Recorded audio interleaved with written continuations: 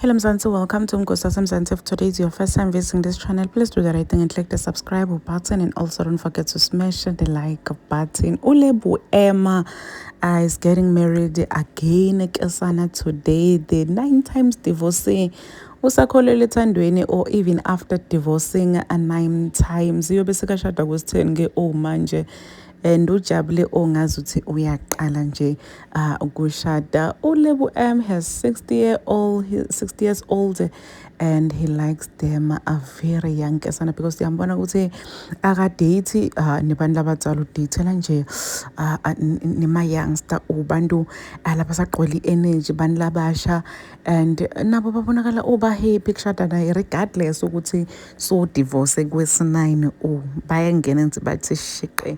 And people are saying ukuthi man, at least uyabendela liqiniso bafati uthi nje mawujola naye engage umshado, so engagile, and they're getting married today. Ke sanihambe waye lapha ku Instagram uyofaka these pictures with the following caption.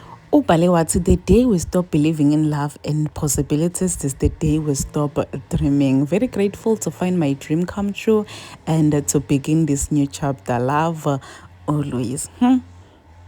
Guys, Ulebu is lover boy. Ulebu he really believes in love.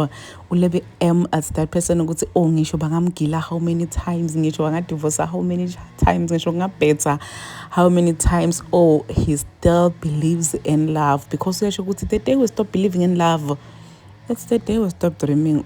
So yena uthi nje na he will always believe in love, and uyabendela ubafati liqiniso aviyabendela bafati liqiniso akadlali ke ngabo, because uthi nje makajola nawe make sure ukuthi utokushada noma ngadivorce, but utobe yena akushadile, utophinze ayothola lo munye aphinze naye amshada, aphinze futhi ashade futhi. Cha guys, anaki siyabona futhi ukuthi abantu bakhe nje bandle, uthandzela nje ma-youngster, abantu labasha, abantu labayoung, abantu abasagijimela tingadi. And naye siyambona guys ukuthi phela Ulebu you wouldn't think ukuthi he's 60, you think ukuthi maybe he's young, ngicabanga ukuthi mhlawumbe like 45. I don't know ukuthi mhlawumbe ngimle ngibona ngathi he looks younger than his age, but Nkosi usababa. Please do comment what you think below down in the comment section. Don't forget to hit the notification bell so that you can be notified whenever I upload a new video. This is the end of my video. I am signing out, so goodbye.